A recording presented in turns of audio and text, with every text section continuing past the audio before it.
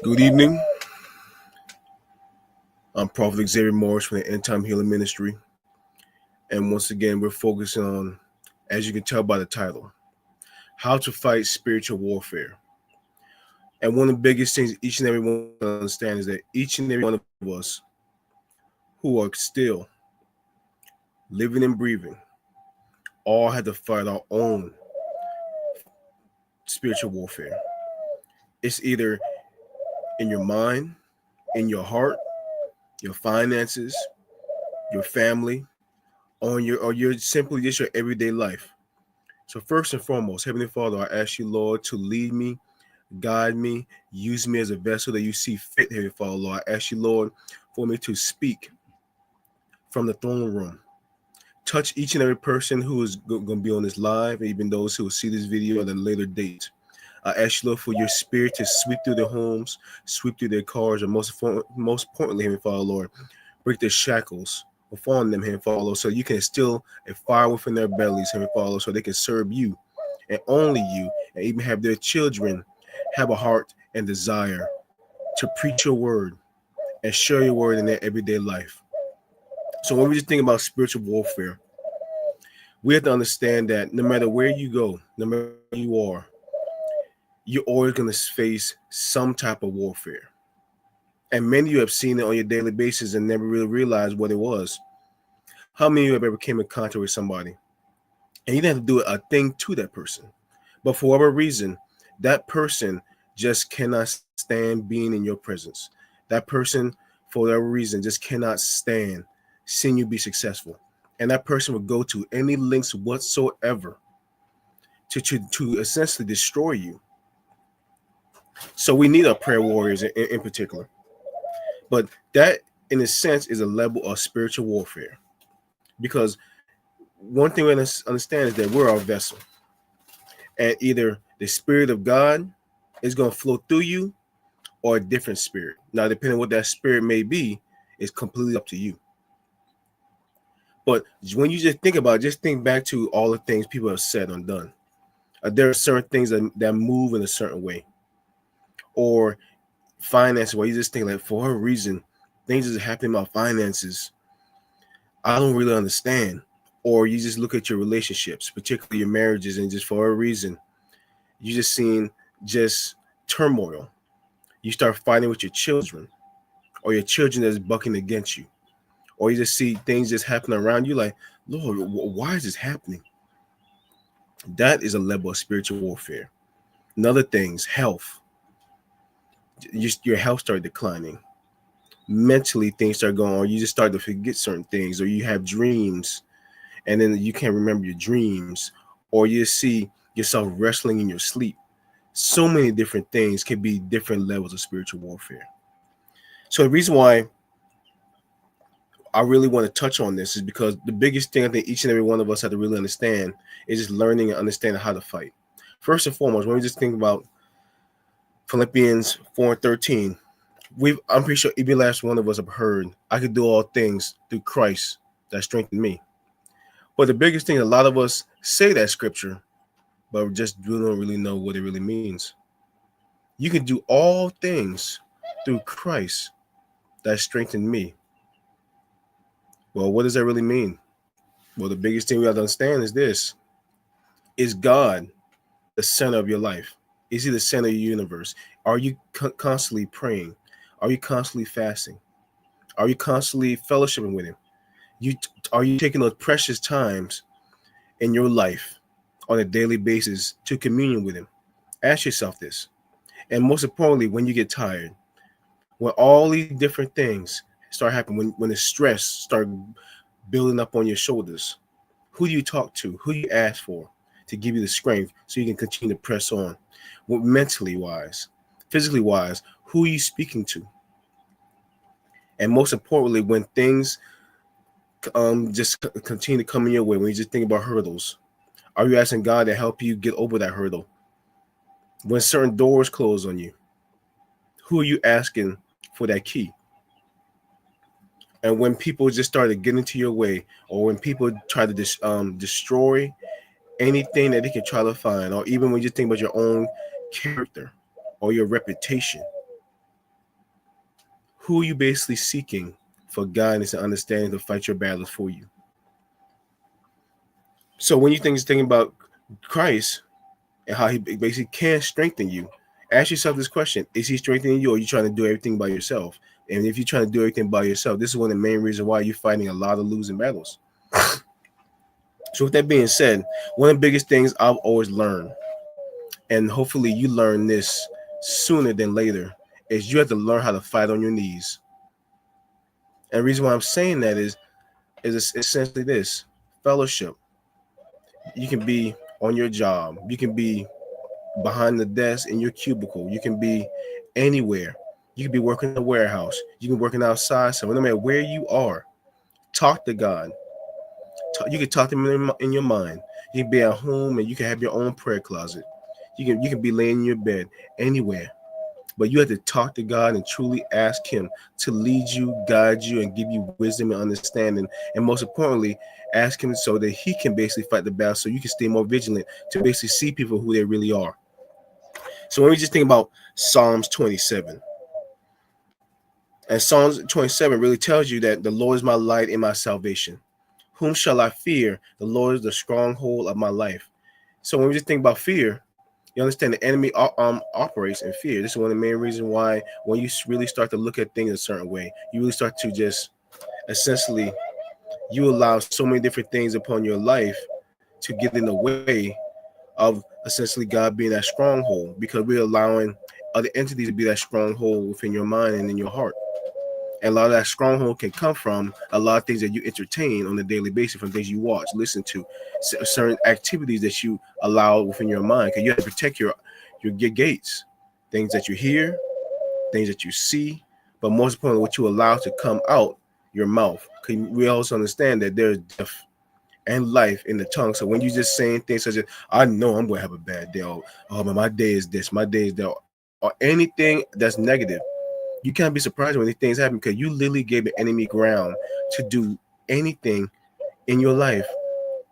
If you're married, wives or husbands, and you're just saying anything about your spouse, saying things about your children, you can't be surprised when the enemy essentially does the exact same things that you say, because you gave them grounds to be essentially to operate all type of confusion in your life. When the wicked advance against me to devour me, it is my enemies and my foes who will stumble and fall. Though the enemy besiege me, my heart will not fear. Though the war break out against me, and then I will be confident. How many of you ever really truly understood your purpose in life? Yes, there's so many things that many of us want to do. There are so many things that so many of us want to accomplish. But one of the biggest things each and every one of us have to understand is, from the time you were born, each and every one of us, greater purpose is to share God's word. Be that living testimony. Be that shining example in a dark place for others. That should be the heart of everything that you do. Yes, you want to live comfortable. Yes, there's certain things that you want or you require. But you have to understand there are certain requirements that you must do. I understand people say, well, that's not true because such and such person is evil and taking advantage of this and that. And yeah, sure. But you also have seen so many people at the end of their lives, if they could just turn back the hands of time, despite all the diamonds, jewelry, all of the fame, all of the fortune, they still feel empty. It's literally almost like you have a cup that's full to the top, but then essentially you screw in small holes at the bottom. Sure, initially that cup is full, but when it's at the end of that person's life, they're devoid, they're empty, and they really do not have any accomplishments whatsoever, because they never really truly fulfilled their assignment. One thing I ask for the Lord is, only do I seek that I may dwell in the house of the Lord all the days of my life, to gaze upon the beauty of the Lord and to seek him in his temple. For in the day of trouble, he will keep me safe in his dwelling. He will hide me in the shelter of his sacred tent and set me high upon a rock. So there are so many of you who, when you do what is required, then you start to really see, and people around you saying, I don't understand how this person is doing all this, and they don't really have essentially a lot at hand. Case in point, how many of you have ever just been on a job and you just say, you know, God, I don't know how I'm gonna go through this, but give me the strength and understanding. And you just, and then God is in heaven say, watch me work. And you just start seeing things move. You see the numbers start crunching a certain way. You start seeing people who a lot of people will tell you to stay away from, or this person, that, and that. And those exact same people will come to you because they see something in you, because the spirit is talking to them, because there's something in you that they say, you know what, let me talk to a young man. Let me talk to a young woman. Or essentially just your light, your kindness. This person said, you know what, there's something about that person that, and I don't know why, but I just want to bless that person. You'd be very surprised at how God paid things forward if you just simply just be faithful. Do not reject me or forsake me. Though the father and mother forsake me, the Lord will receive me. Teach me your way, Lord. Lead me in a straight path because of my oppressors. Do not turn me over to the desires of my foes, for false witnesses rise up against me, spouting malice accusations. So always remain confident, because it's once again, when a lot of people see confidence, people think about, oh, that person arrogant. But if you have humility, if you are truly humble, and if you are truly allowing God to be a center of your life, when you move differently. When you walk, when you talk, people just said, I don't know, it's just this vibe about you. It's this warmth about you. It's something like you just set the atmosphere, and it's not you. You're just a vessel. Case in point, I have a fireplace, or let's just say a heater. The minute that you turn that heater on, or you basically put what was required in that fireplace, especially the wood and everything, and then you start a fire, what happens? It starts to bring forth warmth. So yes, you have the vessel, you have what's needed, but when you have God as your center, you can literally light up the entire room. So now, one of the things that we really starting to see is that, a lot of people are really starting to have issues with the whole quote unquote ban of TikTok and all the different things of social media. But one of the things I really ask many of you is this: distractions are killing y'all, man. And I know that people are like, what did he just say? Yes, distractions are killing us, particularly in the body of Christ.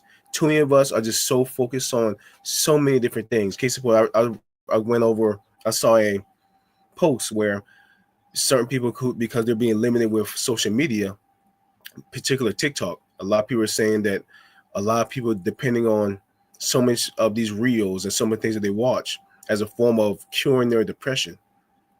Or some people say, well, I can't be able to function without this. I can't function without that. Don't you find it very interesting the fact that so many people find so many different things in this world to essentially get them through the day, but they refuse to fellowship and talk to God?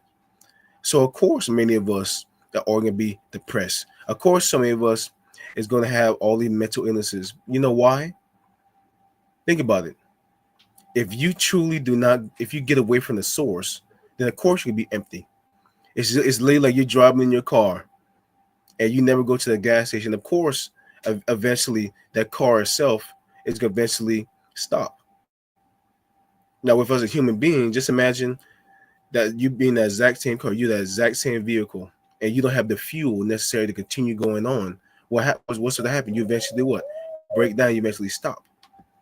And then once again, if we talk about things from a spiritual aspect, this is also the main reason why demons can come and go within your mind, in your life. This is the reason why you have so many different depressions. So a lot of time we can talk about mental health, and yes, there are true mental health, but we also understand too that the other aspect of mental health is spiritual warfare. And this is one main reason why we have so many people who look at things strictly from just a scientific aspect or psychological aspect, and they're saying, I'm doing all I can do, but for whatever reason, nothing's working. And it's because you have a physical sickness and then you have spiritual sickness, and you can't cure a spiritual sickness by physical means.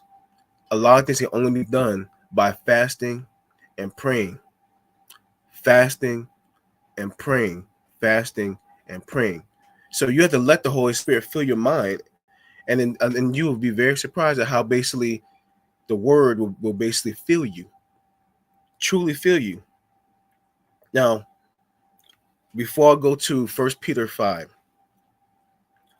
Essentially the one things I was talking about is the 3 P's. And then we're gonna go to the 3 C's. You have your purpose. So when we think about 3 P's, you have to have your purpose, you think about your peace. And then and one things that we look about this world, we talk about essentially things from a profit standpoint. So you have to find your purpose. You have to basically find your peace. And you're gonna see how essentially some of the things you can profit from simply because you allowing God to be a vehicle. And then now when we look at the enemy is going to try to use the 3 C's. And when we think about the 3 C's, one is causing chaos in your life. Two, cause massive confusion in your life. And three, conquer and dismantle your walk with Christ, because he knows and understands that if he can conquer you, if he can cause mass confusion and chaos, then he can dismantle you from going where you need to go. How many people you just say, hey, have you ever thought about just fasting and praying? Have you ever thought of essentially about doing X, Y, and Z? Oh, I can't do it. I got so much going on. No. Seriously, take that time. I just don't have the time. Chaos. Well, I'm just so focused on this and that. Things going on with this and person, that person. I just don't understand mentally this and that. Confusion. Oh, I'm just losing so much around me. I don't know what's going on. I just want to give up, conquer, dismantle. All the different things are happening from a spiritual aspect. Now we also understand too, you can be the orchestrator as well of your own demise too, because a lot of us want to veer off the wrong path and want to do things by our own. And when we get lost, now we start trying to ask the question, how did this happen? And it's because you allow the enemy in your camp. I mean, you literally open the door, come on in, and then now you're shocked when the enemy does what the enemy does, cause mass chaos in your life, cause confusion in your life, and then conquer you. And it all becomes what? A meaning to basically destroy you from being the leader and being that shepherd that you need to be, because God understands and knows that there are certain people in your life and that's going to enter your life that only you and only you can talk to. And because that person that's going to come into your life also has something that you're still in them, because when you're still in them, then now they're going to steal into someone else. You know how you once again you talk about reach one, teach one. So there are certain people in your life that only you can talk to and only you can reach that even I can't reach. Because just think about essentially you're outside and it's dark outside. It's just pure darkness. But then when you look up to the sky, you got this star, that star, that star, and then before you know it, you just see the whole entire darkness just lit up.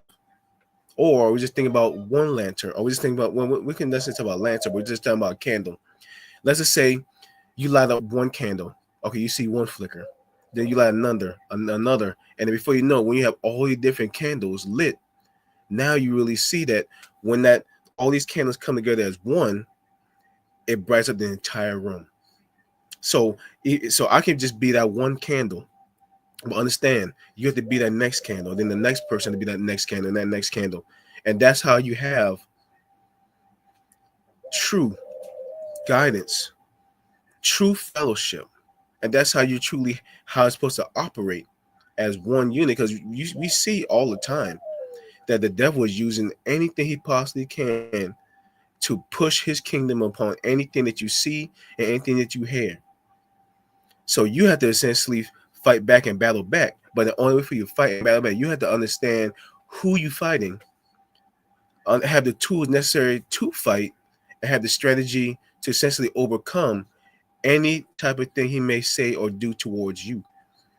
But most importantly, you have to hold yourself accountable and have that true guidance and understanding.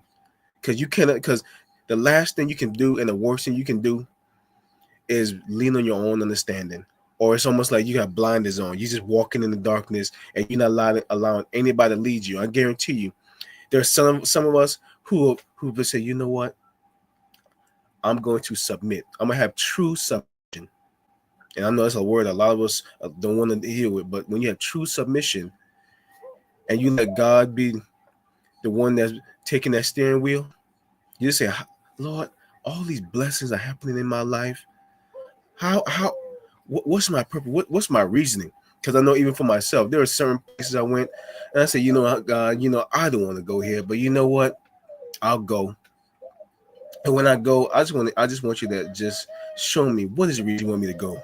And more often than not, I end up meeting somebody, or just being in the presence of somebody from my past, or meeting somebody. And here's the interesting thing about it: there are some people, and I'm just saying this from my perspective, but there was a time where I went on this one place and this place, and I said, what's the purpose of me going here?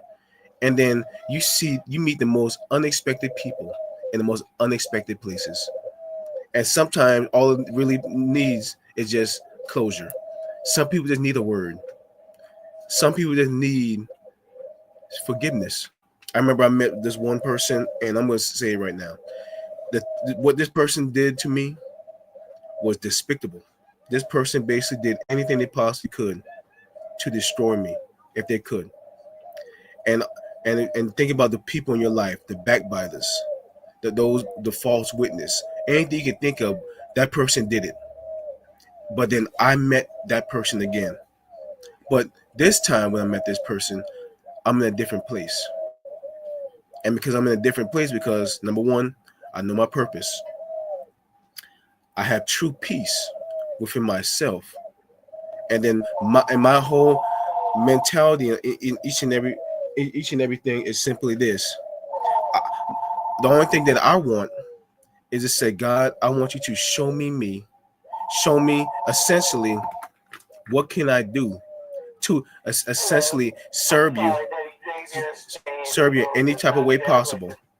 But because of that, I basically said, you know what, God, I want to be anything you want me to be, and I'm going to do anything that's necessary within myself to basically essentially be the leader you need me to be that pillar in your army. And once I've made that decision, it was the best decision I ever made. And when I talked to that person, I basically told that person, I said, and I didn't even bring up anything what that person did, but I just said, sir, you have always been somebody who I learned from. You've always been someone who I looked up to, and most importantly, I got nothing but love for you. And even in that moment when they were talking about all the things that happened in their lives and basically how they want to give up, I encouraged them. And when I basically spoke to that person, gave them love and being sincere, truly sincere, that person looked at me and just said, I don't deserve it. And I was like, what do you mean? He just said that, man, you a good person. Okay, you are truly a good man, and you are truly a man of God. And I said, the only thing I want from you, sir, all I want you to simply do is simply just be the best person you can be. And I just want you to instill knowledge and understanding that I didn't receive and give it to someone else. And then finally, so when we just think about First Peter 5 in itself, all it's really is talking about is when we think about the elders among you.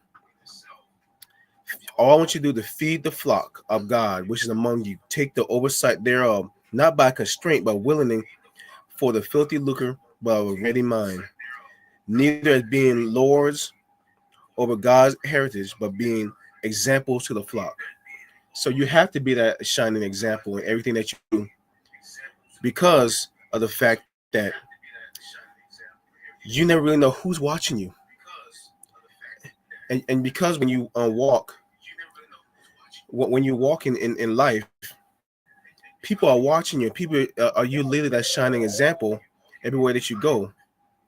And because while you're walking, a lot of people are gonna learn from you, and they say, that person is truly a man of God or a sister of God.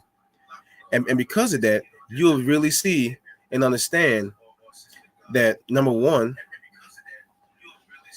you're literally going to be the only person in your life and in their life where they're saying, you know what, I didn't want to go to church, but you know what, I see the church in you. And because they see the church in you, they say, you know what, I want to give this another chance. And when they give another chance, they're going to truly open their mind and heart to what God was trying to tell them years ago. And there are so many people right now that's operating because they're hurt. They're in pain. They're in suffering because so many people are not that shining example and being that leader of the flock. Likewise, you younger, submit yourselves unto the elders. Ye all you be subjected to one another and be clothed with humility, for God resists the pride and give grace to the humble.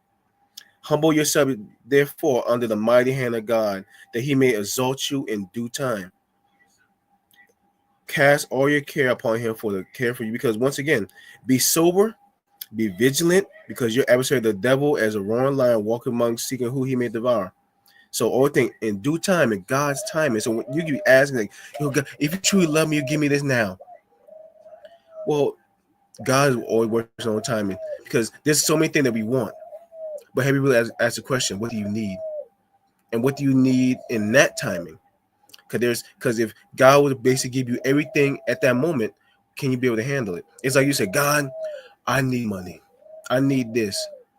But yet you have probably $10 in your pocket. You can't save that $10. Some of you have $100. You can't save the $100. The minute you get your first 1,000, it's going just that fast. So what happened when God will give you $500,000 or $1 million? It's gonna be going just like that. So a lot of things will come in timing, and you have to always be vigilant and give God the glory no matter what you do. And then finally, we think about Galatians 5. And Galatians 5, all we want to touch on is simply this. When we just think about this, you, my brothers and sisters, were called to be free, but do not use your freedom to indulge the flesh. Because so many people are free, but people say people are so free that they fool. We have a lot of people that are so free that they fool. But do not use your freedom to indulge the flesh. Rather, serve one another humbly in love for the entire law fulfilled in keeping this one commandment. Love your neighbor as yourself. And that's one issue that we have in today's society, because we have a heart condition problem. Too many people are so selfish, but not selfless. In relationships, as a man, are you that covering that you need to be? As a wife, are you that helpmate you should be? Those are things you have to ask yourself. But most importantly, are you that shining example you need to be? Most importantly, if you bite and devour each other, watch out or you'll be destroyed by each other. So I'll say, walk by the Spirit, and you will not gratify the desires of the flesh, for the flesh desires what is contrary to the Spirit, and the Spirit what is contrary to the flesh. They are in conflict with each other. So that you are not to do whatever you want. But if you are led by Spirit, you're not under the law. So just because you can do anything in the world doesn't mean you should. Because if you do whatever you want, guess what? This body of yours, oh yeah, that body of yours, it want to drink, it want to party, it want to do obscene, despicable things. But you know one thing that's gonna happen, you'll never be fulfilled. You will never be fulfilled. And then after you do X, Y, and Z, this is one of the main reasons why so many of you are just saying, I'm battling more than I ever had before with my mental health. I just feel more empty. It's almost like in today's society said, hey, just go and just sleep with anybody you want, not realizing the spiritual ramifications of that. And the more people you sleep with, the more and more, not only from a spiritual bondages and spiritual spouses that come into your life, but you start to really see that you feel yourself more empty than you ever have before. And you're trying to do anything you possibly can to fulfill it. But the more you try to fill it, those doors you allow is constantly taking all your substance, all your blessings, all your hope, all your dreams. And the most important thing is to say, I want to get married, I want to be in a relationship. Well, you have to fast and pray, because there are a lot of things you have to get out of you, truly out of you, for you to be fulfilled. So when you think about idolatry, when you think about witchcraft, there are so many forms of idolatry that's out there. Think about what you spend so much time on. Think about all the different things that you align yourself with. All the different, once again, I said before, sororities, fraternities, anything necessary. All the things that you put so much time in. Can you remember say, put your time in, paydays come after all? What are you putting your time in? And then when you put your time in it, what are you getting in return? And a lot of times, when you basically indulge in yourself and work with things, you're not getting anything at all except death and destruction and more depression, more and more sadness. And you never really feeling your own dreams. All the things that God just giving you, it's like God literally, it's like a warehouse. You walk into that warehouse and you see boxes everywhere filled with someone, and you don't know what's in the boxes. They don't have labels on it. But each box in there is a blessing for you. And one of the blessings a lot of us do not appreciate is health. You're just saying, well, I open up this box and there's nothing in it. Can you see? Can you hear? Can you breathe? When I lift one hand, the other hand, does it function correctly?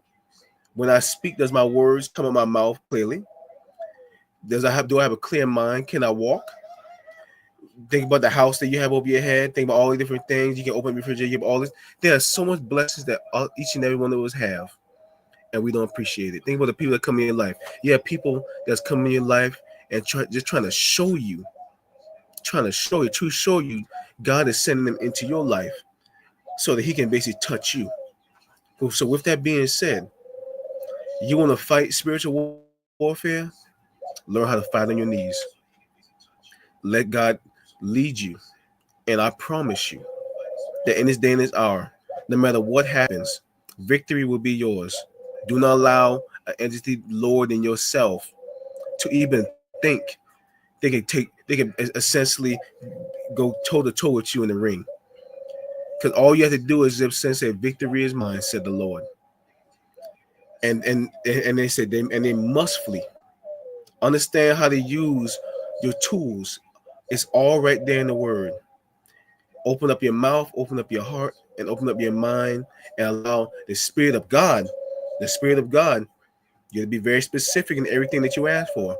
Because if you're not specific, then what are you truly getting? Who are you praying to? Or what are you praying to? So with that being said, do not allow chaos, confusion, and do not allow the enemy essentially victory to essentially conquer you, because you don't understand and you don't have the tools necessary to fight the battle that's coming. Because once again, there's many battles that can be fought. But remember, there's a war that's brewing in the spiritual realm, and it's going to spill over to this physical realm. So with that being said, one God, one Lord. For the End Time Healing Ministry, I want you to be blessed, know your purpose, have peace, and allow the blessings to fall upon not only yourself, but your family and friends, and be that shining example that you should be as that shepherd.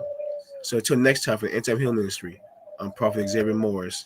Hope each and every one of you be blessed and truly be highly favored in the Lord. Until next time, God bless you. But most importantly, I want each and every one of you to understand that the End Time Healing Ministry and other places around here, no matter whatever size that church may be, you'd be very, very surprised that some of them small churches can be really, really mighty. You do not think you're insignificant at all. Be the change you need to be